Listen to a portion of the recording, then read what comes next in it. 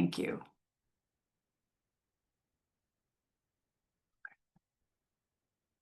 All right. So I want to thank you all for being here tonight. I know it's a really busy week, and I really thank you for taking the time to be here tonight. I want to welcome you to the third Joslin Park Community Meeting. My name is Kathy Baker Eclipse. I'm the interim Parks Commissioner and the Director of Design and Construction from Boston Parks and Recreation Department. So I want to welcome any elected officials and staff who might be on the call at this time and ask that you raise your hand if you'd like to say something. I'm happy to pass the mic if you'd like to say anything.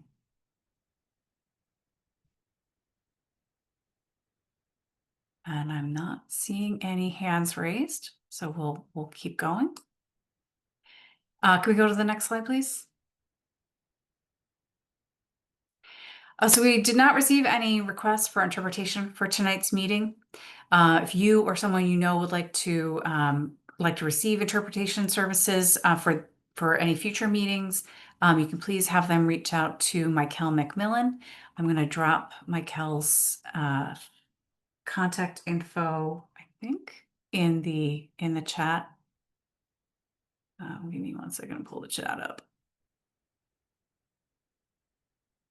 And that is Michael's contact info if for interpretation services. Next slide, please. So a couple of quick items to go over. Please know that this meeting is being recorded.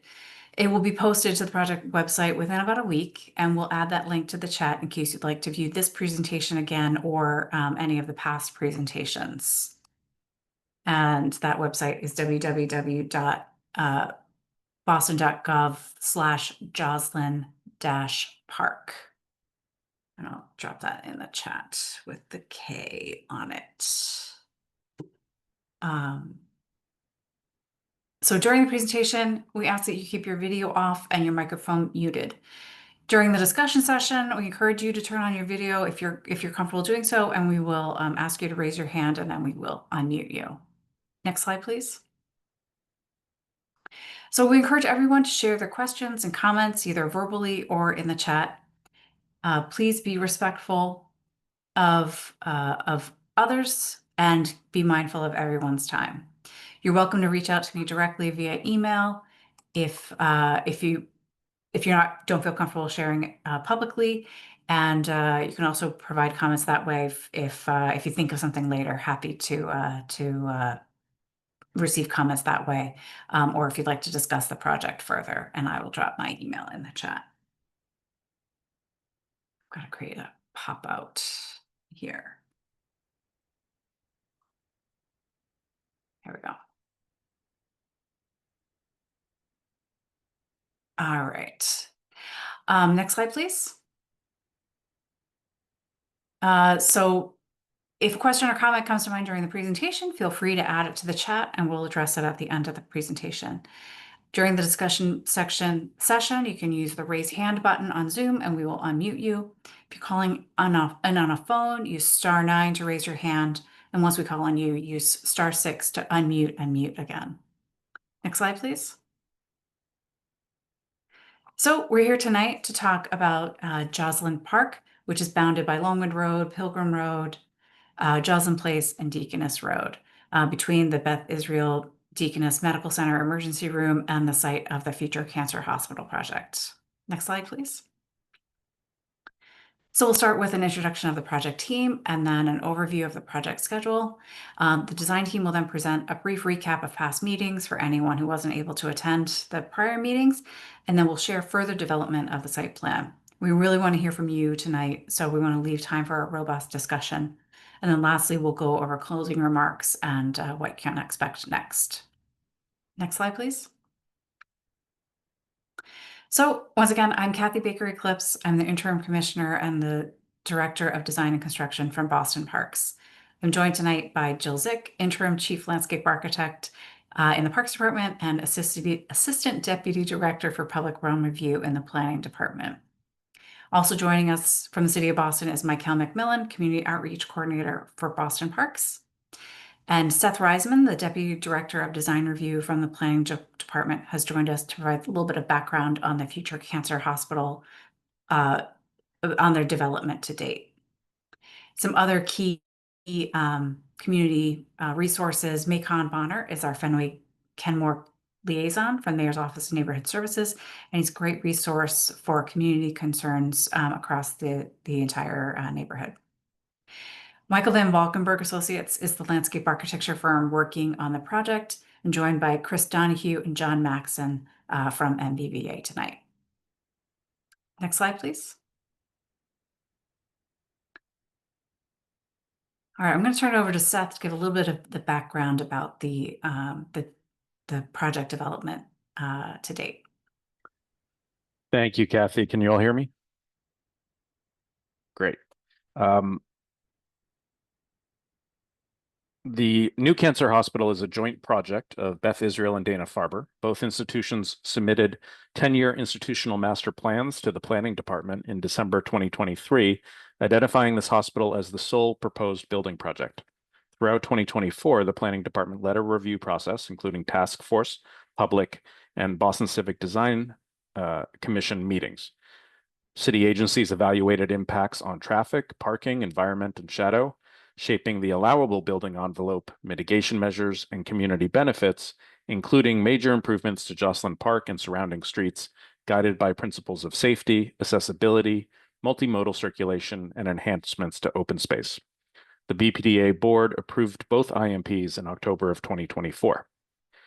Then in 2025, January, the proponent filed an Article 80B application for the One Joslin Place building, initiating the detailed review of the submission of the building in the public realm. The Planning Department again led a review process, including task force, public, and BCDC meetings.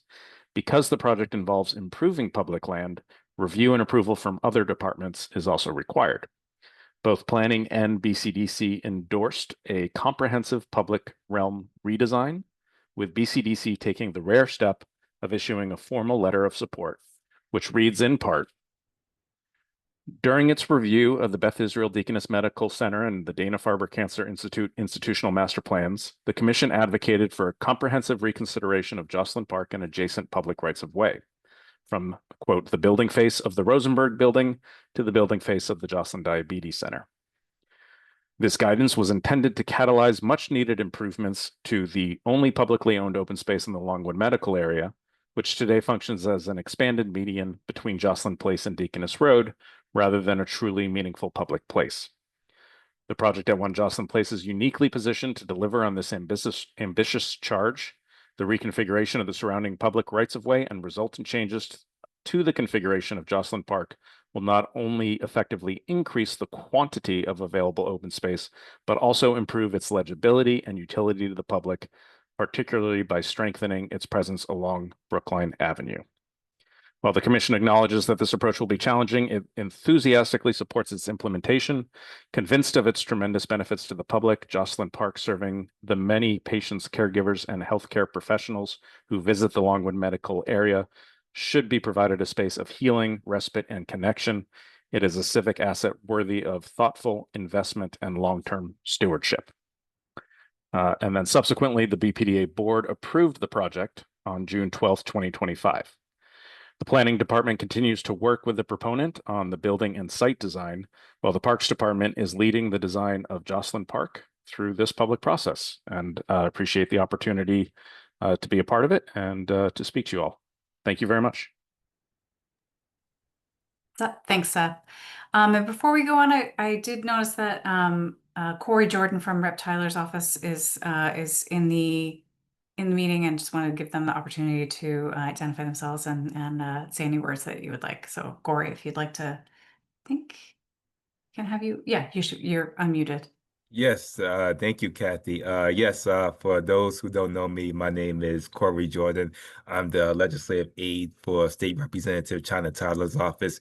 Our office represents parts of Roxbury, Mission Hill, parts of the South End, and parts of the Fenway area, and I'm glad to be here tonight. Thank you. Thanks, Corey. Thanks for joining us. Thank you. So this is the third in a series of meetings to discuss the design of Joslin Park. This is a unique opportunity to renovate the park that's initiated by the development of the future cancer hospital on Joslin Place.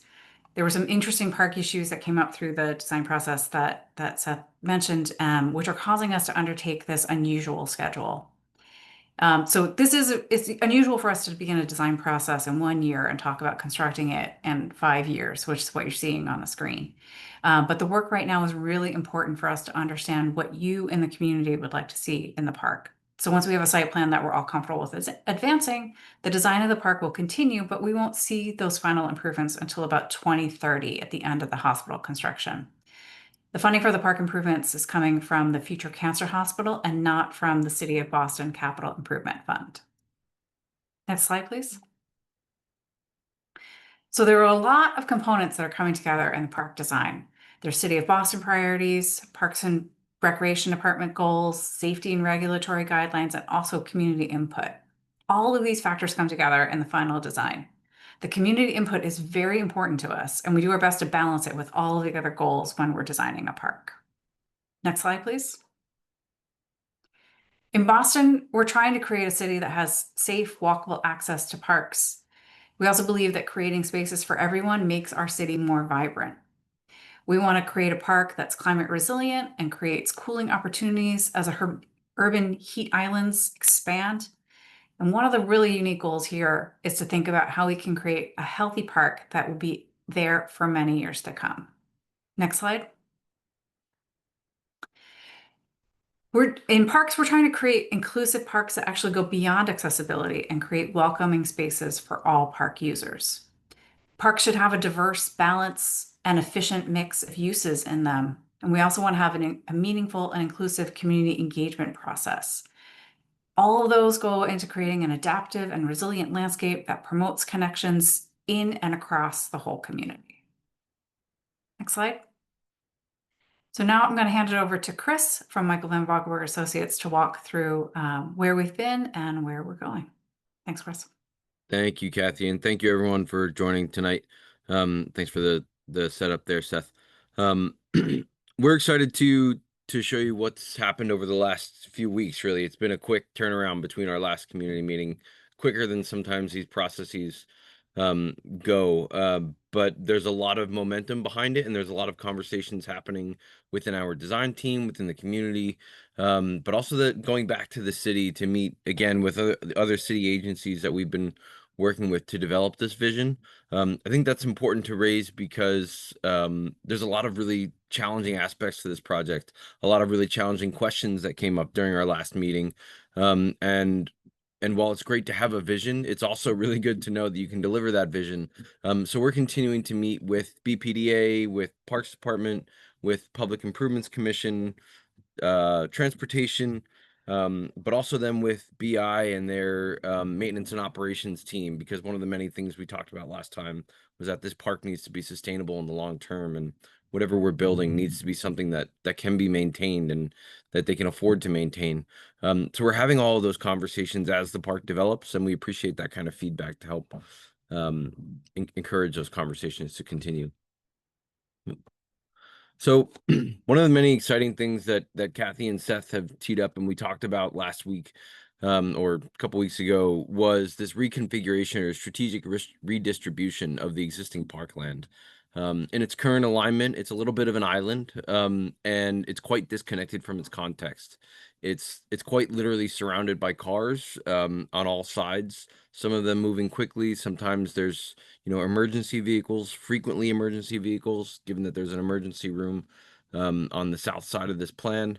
The proposed redistribution allows for a more connected public landscape that ties into the public realm, engages people, and allows people to enter the park right off city sidewalks. It connects to that future cancer hospital project. It simplifies some of the pedestrian crossings to and from the Rosenberg building and across through the LMA more broadly.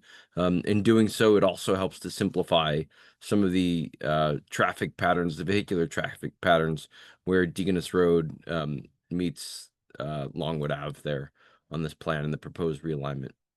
We heard some excitement around this general proposal during that last meeting. and have continued to develop it. In doing so, we've helped to streamline some of the pedestrian circulation routes. We've consolidated them to align with some of those existing desire lines that are out there today, but right now are not necessarily facilitated by safe crossings. This plan helps to correct that problem so that people are crossing where there's a designated crosswalk and where vehicular traffic and drivers are expecting to see pedestrians in the road and therefore moving a little bit slower. Um, we've also continued to look at, this is ongoing. This is the same diagram we showed a few weeks ago, and it's continuing to tweak with some input from various city agencies. But I'm very happy to report that we're still very much in line with this plan for additional park area. One that shows somewhere between 10 and 13% increase in the existing park footprint. So we're somewhere around 15,000 square feet. Looking at the existing design opportunities more specifically, excuse me. We heard from you all that the park should be, as I said, one that balances this immediate vision with a long-term maintenance plan. And to that end, as I said, we've continued to have really important and really robust dialogues with BI and their team around what's maintainable, what they have issues with now, what they'd like to see in a park that's, beautiful and immersive and engaging, but that they can maintain in the long run. We want to be realistic about that from how they operate now and what their budget looks like for maintaining the park.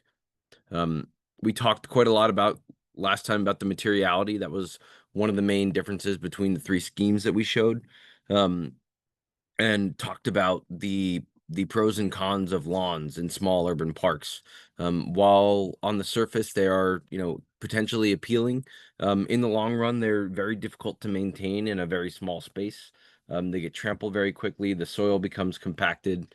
They need times of sort of respite and break from pedestrian traffic, and at times even to be closed in order to be successful.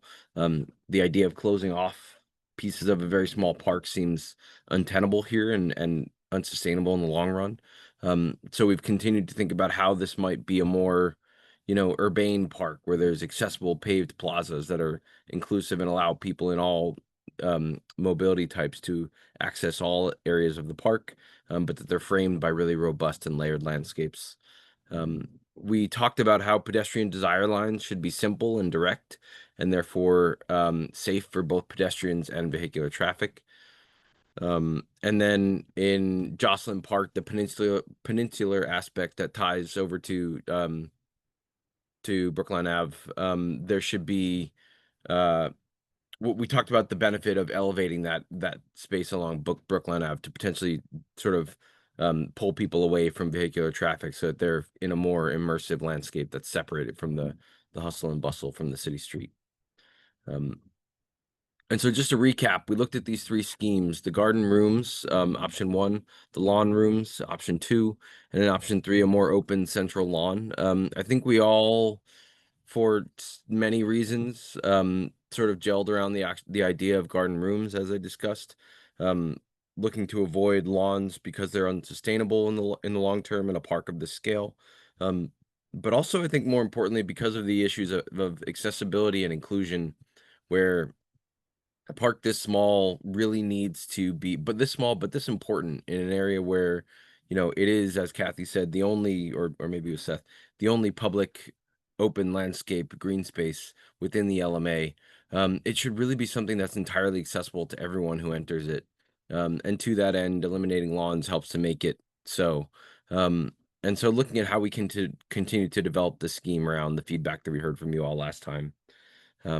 So looking at this sort of synthesis of where we are and what we've modified or adjusted since then, we've really dove into this garden room scheme. As I said, we met with various city agencies again to review feedback from the community, but also what we're looking to do to make it more accessible, to make it more easily maintained, but also started to address some of the issues around property lines and how we can maybe continue to grow the park footprint, as I said prior. So looking at these diagrams of the area around Joslin Park East, if you will, that peninsular aspect along Brookline Ave, The plan on the left here is from the last public meeting just a couple weeks ago. One of the important pieces of this is the dark blue dashed line that frames this space. That was the property line that we were assuming just a few short weeks ago. We met with PIC and with planning department and the parks department just a few weeks ago to talk about those property lines a little bit more, and had some really great breakthroughs based on some of the feedback that we heard from you all. One of them was asking if we really needed a public right-of-way that, spanned this area between the future cancer hospital and the park property, if we already have a right-of-way. Oh, sorry. Along this left edge of the plan, along the new trajectory of Joslin Place. PIC wholeheartedly agreed that redundant crosswalk or sidewalk was unnecessary and preferred actually that this all became Parks Department property, as someone in the meeting a few weeks ago suggested. So the park has grown in its size in this area, and it's allowed for more fluidity in terms of the trajectory of those paths. It's allowed them to become more open and more accessible. It's allowed for this sort of area near the front door of the hospital to be more engaging as a park, an open park landscape that's no longer a steep path, but it's under 2% and offers seating near the entrance to a hospital where people would often want to come out and sit for respite in the park. And it's made this a little bit more fluid. We did consider these elevations, whether it should be down near the elevation of, plus or minus 40, near the elevation of Brookline Ave, so someone can walk directly in off the street. And what we did was we pushed that stair back to get just a little bit more of a gracious landing at the bottom of the stair, but we did keep it at that upper elevation so that people are able to, have a morning coffee, have a sandwich, just go out and make a phone call, but they're not sitting out, immediately adjacent to an active road in the LMA. So this does sit at that higher elevation, a few feet above Brookline Ave.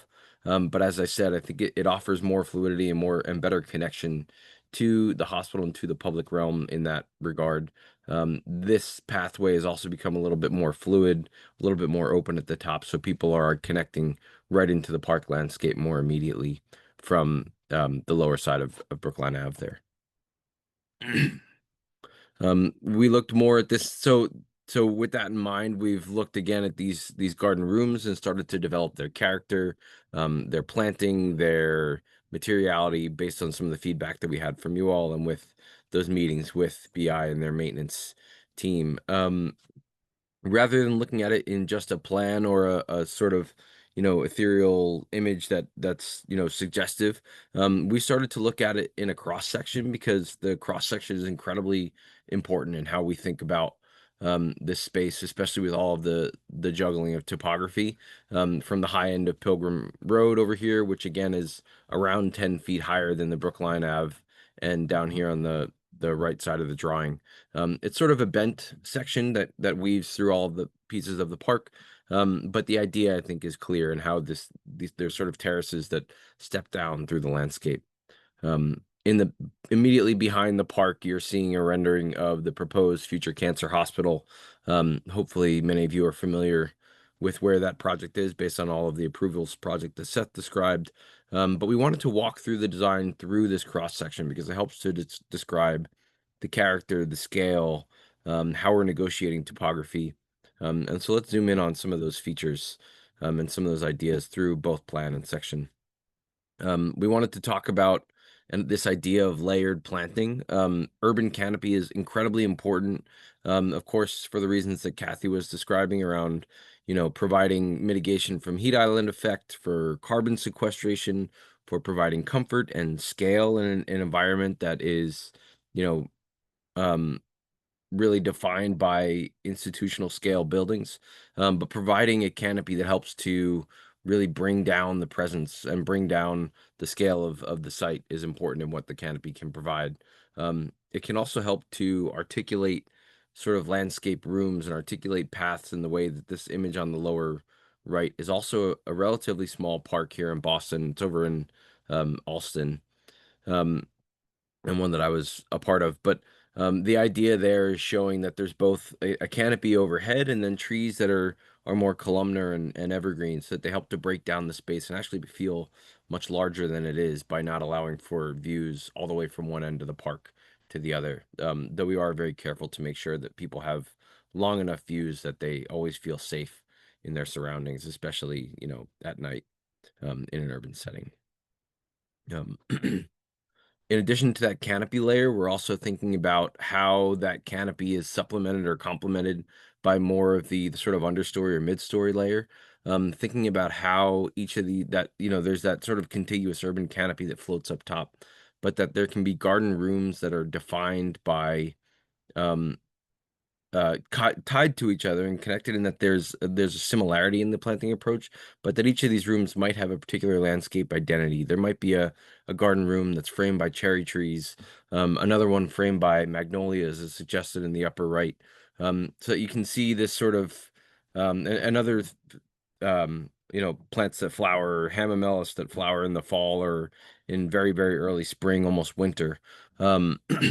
Thinking about how we can bring this garden or this park to life in a sort of gardeny sense throughout the 4 seasons is really important, again, to providing somewhere that's really welcoming for all 4 seasons of the year, as the LMA is very much a very busy place for all 4 seasons of the year. So we wanted to look at those ideas of planting and seasonality through that cross section, looking at how the garden rooms that we're articulating here on the sort of center left side of the image might have that canopy that's framed by, I think this image is suggesting pink flowering cherries or red buds, but that those public pathways that are more about places that you move through rather than settle in, that there might be a higher canopy over them, so that you've got really direct views out to the hospital beyond, but also through the park. You can also see places to sit and gather within this section that we'll continue to look at as we move through. We talked quite a lot with as I said, we met with BI and their operations team about paving and materiality. This is also something that came up in speaking with you all during the last community meeting that we had. The idea that pavement should be incredibly accessible. Sometimes the default or knee-jerk reaction there is a sort of city standard concrete, which can be really useful, obviously, for all sorts of reasons. It's why it's a city standard. We're hoping to just step it up a little bit in terms of the finish by using something that this is suggesting exposed aggregate concrete. This is Martin's Park, again, a project that we at MVVA and I myself were closely related to, where it is a concrete pavement. It's a uniform pour that is very, very easy to maintain. There aren't like bumps and ridges the way that unit pavers have in them over time with settlement. And suggesting that this pavement can have a sort of natural character to it. We went through a process with the Disabilities Commission to make sure that this would be welcoming and accessible and comfortable under the wheel of a wheelchair. We went through a mock-up process to get this material approved and to refine the specification on it. And I think that we can continue to work with them to make sure that this material is safe, accessible, and welcoming to all. But then suggesting that there can be places within these garden rooms that are outside the immediate path of travel, where there are places that gets potentially a little bit more texture to it. Again, something that was totally fine and acceptable with the Disabilities Commission. They actually welcomed the idea of introducing texture where you're off of the sort of well-worn path, so it became places to settle, to differentiate people with visibility issues that they or different ways of seeing him navigating through a space. If there's a way to define path of travel versus places to settle through texture, that might actually help people to navigate through a new park. We've started to look at these gathering places, looking at it in plan, places where people can sit on both informal natural stone sort of outcroppings in a landscape, but also then showing how they're not highlighted here, but they're sort of the lighter orange bands in here, where we're showing more standard benches that have armrests and backs so that they're welcoming and accessible to all. We're also including, they're again small in this plan, but against all of those places for people to pull up and a seat at a bench. Adjacent to those nooks, there's a place for companion seating so that someone in a wheelchair can sit coplanar with them and feel as if they're also part of the space and enjoying it in the same way. Um, looking in cross section, how those gathering places, of course, bring people together and allow for people to sit, but they also play a role in negotiating that topography that is so critical with that 10-foot grade change from one side to the other. Again, looking at how natural stone formations, this is Teardrop Park in New York City, one of our landscapes where there's these natural outcroppings. They're all, outcroppings we've created. This is all a sort of an alcove bluestone native to New York, that we like to work with frequently because it's just got a really beautiful texture. And then showing how those natural rock formations are complemented again by a more normal, accessible, comfortable, welcoming bench that would be common in an urban park. And how those landforms and those rock formations help to define those garden rooms. So that each of those garden rooms, as I said, has a real distinct landscape character and feels as if it's part of something that's sort of always been there.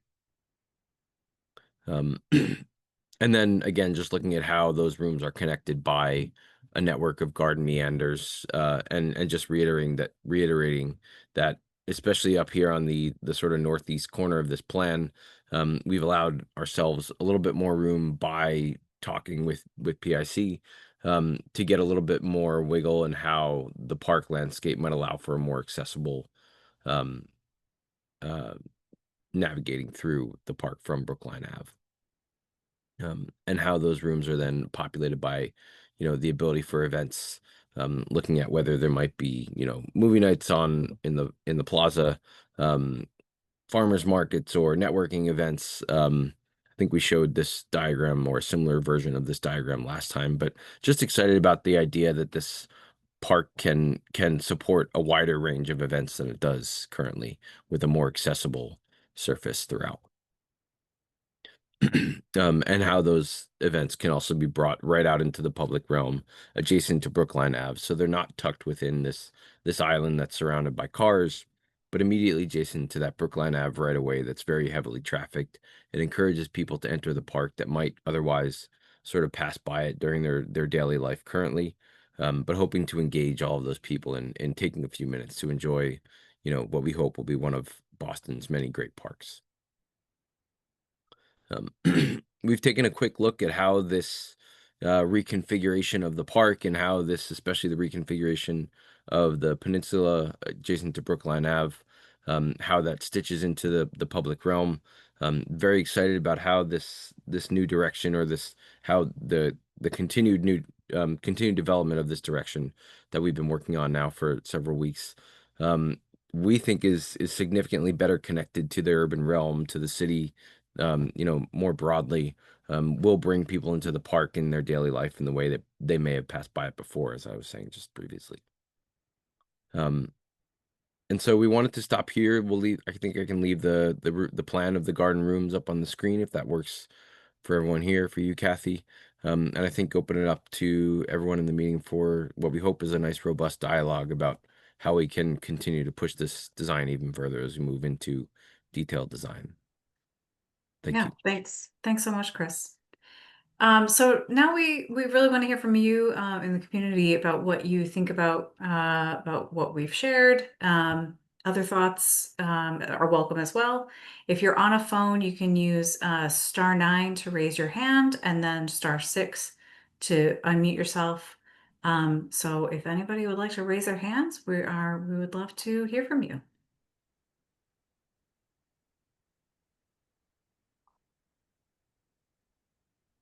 All right, I see Freddie has her hand raised. So Freddie, I think you should be able to unmute yourself. Yeah, go ahead.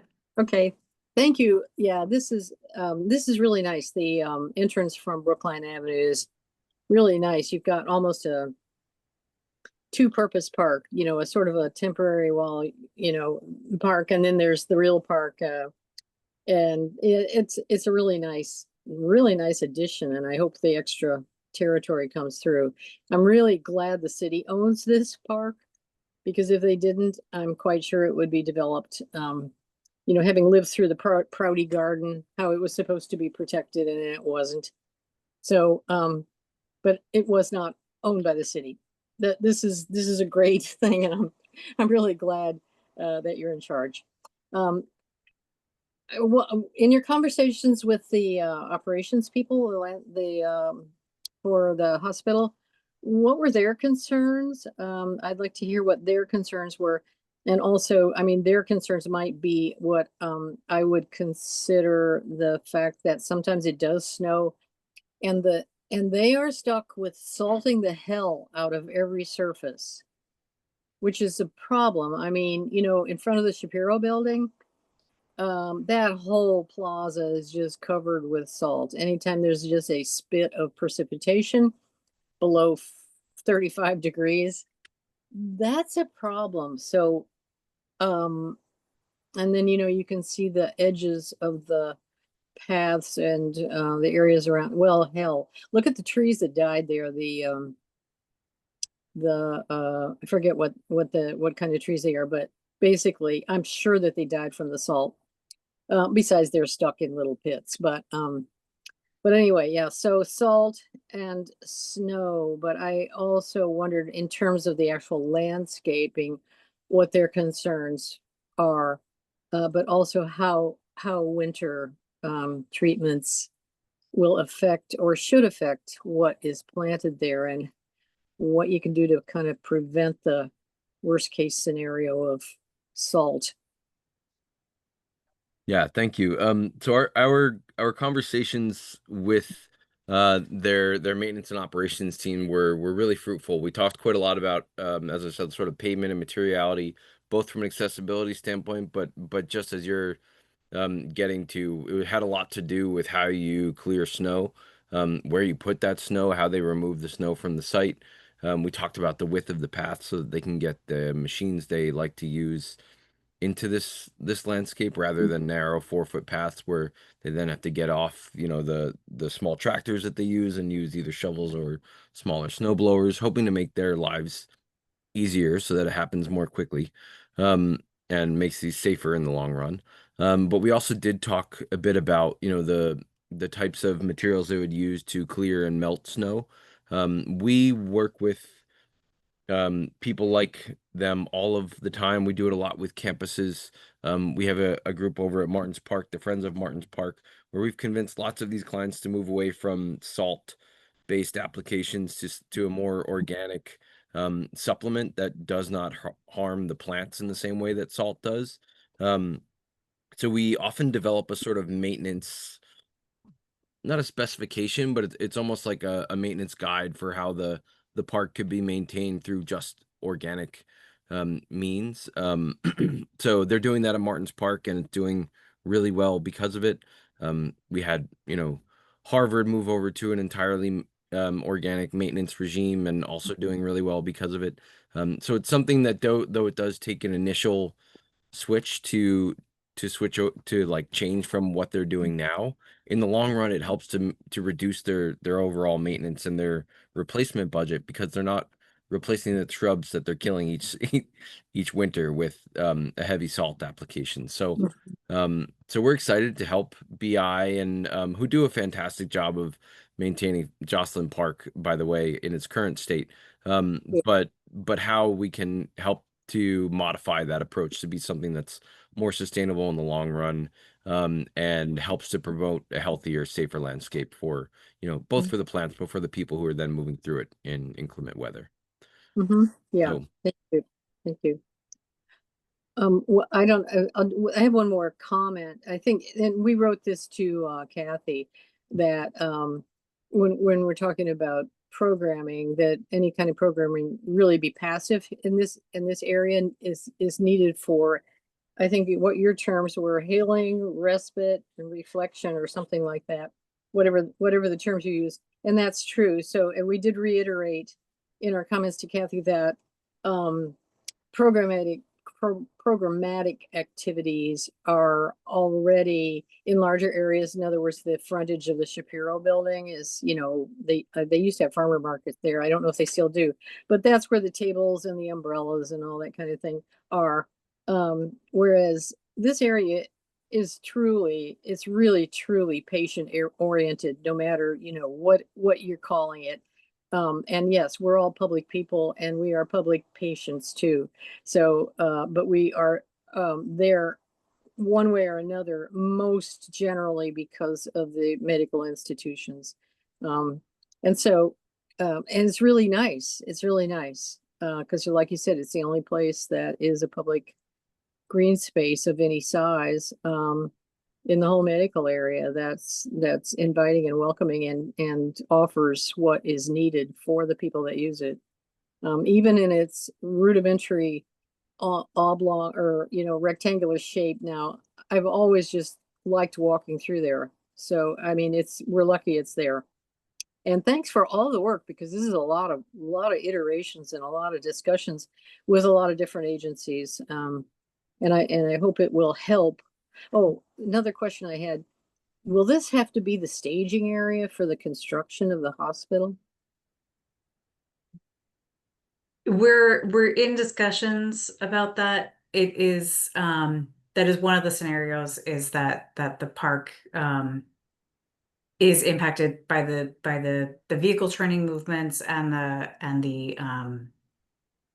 construction operations. We're going to do our best to try to limit that, but I think we're in discussions with the construction management to try to figure out exactly what that impact is.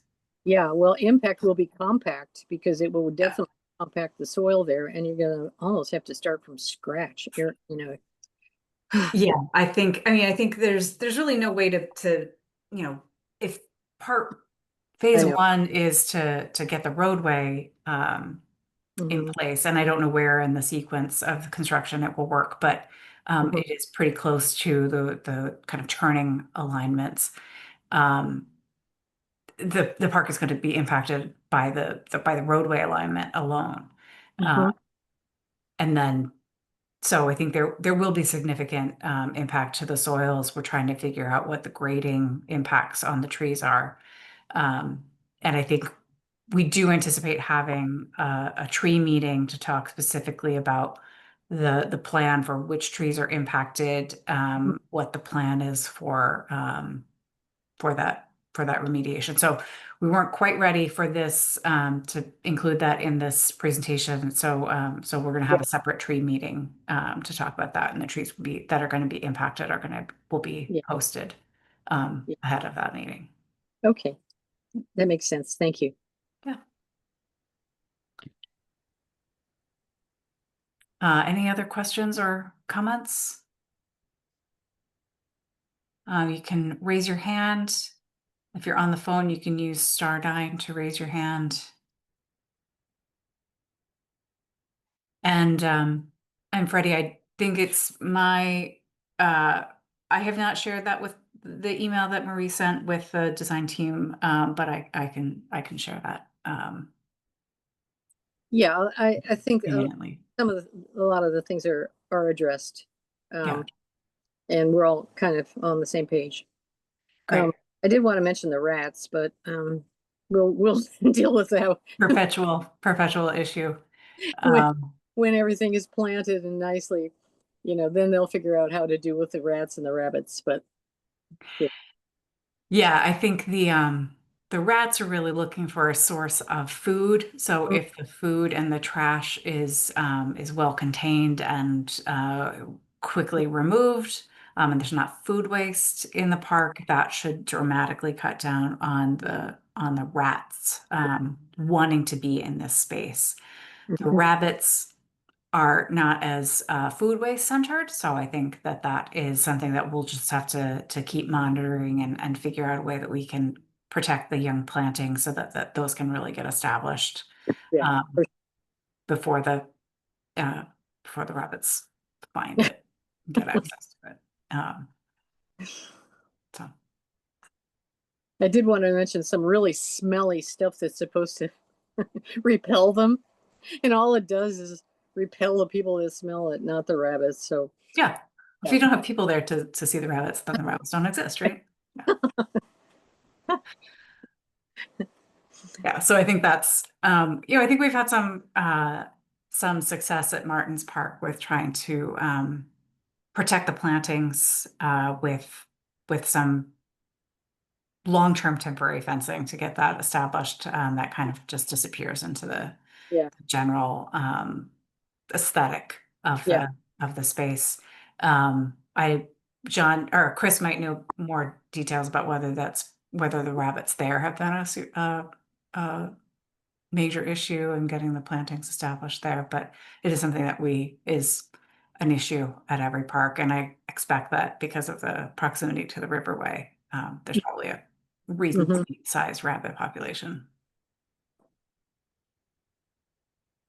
I think the most important thing is the new trees, that they are Yeah. protected. Because the winter will just do in a new tree the first year that it's there, very quickly. So that's we usually think of rabbits eating the soft plant material, but they really go for the hardwood. Yeah. So Yeah, it's the young plants of any Yeah.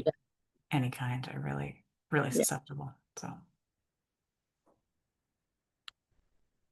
I don't see other people raising their hands. I do want to encourage anybody who has thoughts, comments, to raise your hand and make a comment.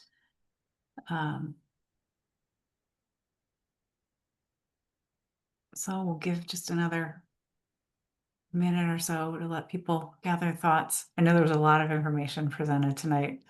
Thank you, Chris and John, for all the hard work that has gone into advancing these. I know there have been a lot of internal discussions, a lot of interagency. There's a lot of partners across the whole city working together to try to make this a site both for the entire public realm, the park, and the entire building face to building face, really feel as one cohesive whole, try to working together, bringing all the traffic engineering together, all the bike infrastructure together, to really make it work beyond just what we think about in the boundaries of the park, which is what was my primary concern. But I know that it's the entire building face to building face that is in MBVA's purview, and the whole design team, really working together to make sure that all the pieces work as designed. So yeah, I'm not seeing any more comments, and I don't want to keep people longer than we need to. So I will, why don't we move forward? Again, if you want to interrupt me and make a comment, feel free to raise your hand. But why don't we move on to what the next steps are. So I want to encourage you to take a look at the project website, which is www.boston.gov/Joslin-Park. And again, I'll drop that into the chat. We're going to be posting this video of tonight's recording there. There's also previous meeting recordings there that you can review if you'd like. We'll also try to put the presentation slides up. Give us a week or so to get those up, so that can be publicly shared. You or your neighbors are welcome to contact me at kathy.baker-eclipse@boston.gov. If you have any additional thoughts or comments, I'll drop my contact info in the chat here. Or you can try to reach me by phone. 617-635-4505 is the Parks Department main line. Like I indicated, we do anticipate having a meeting specifically to talk about the trees. The trees will be removed, what the plan for those may or may not be. We're trying to finalize that. So that tree meeting would meet the tree ordinance guidelines, which requires us to post the trees that are going to be removed ahead, at least 7 days ahead of the meeting. So we don't have a date for that meeting yet. So please keep an eye out for when that meeting is scheduled. And if you've attended tonight and we have your registration info, we will try to send that out ahead of time so that you have that information as well. If you have any questions about parks in general, you can go to the boston.gov/parks. If you'd like to sign up for parks emails, it's bit.ly/get-parks-emails. Drop that in the chat as well. Or you can start, if you would like to start a friends group or have questions about friends groups, you can reach out to Michael McMillan, and I'm going to drop a bit.ly in a short link in the chat here as well. It's bit.ly/Boston-Parks-Partners. Maintenance issues in this park or any other park, or streetlight outages in this park or any other park, any other non-urgent issues across the whole city, please use 311. We do monitor that for park issues. We try to, because of that rat issue, we really do try to be on top of calls for park trash removals. So please use that for any non-urgent issues in parks or any other issue across the city, non-urgent issue. Good way to get in touch with us is through various social media channels. We are at Boston Parks DEPT at most social medias, Facebook, Instagram, I think Blue Sky. So that's a good way to keep on top of all the issues, all the events that are going on in parks, all the things we're announcing, good news. So that's a great resource as well. So I want to thank you all for joining this meeting. I hope it was really helpful for you to understand where we're going with this. If I didn't, we will feel free to reach out and I'll follow up with any questions or comments, answers to any questions or comments that we have. We're going to try to post this video as soon as possible, but it might take us a few days. So please give us a little grace on that. Please share the link to this presentation and the park plans in general with your friends and neighbors, or you can contact me with any questions. So I do really want to thank you all for joining us tonight, and hope everyone has a great rest of your evening. Thank you.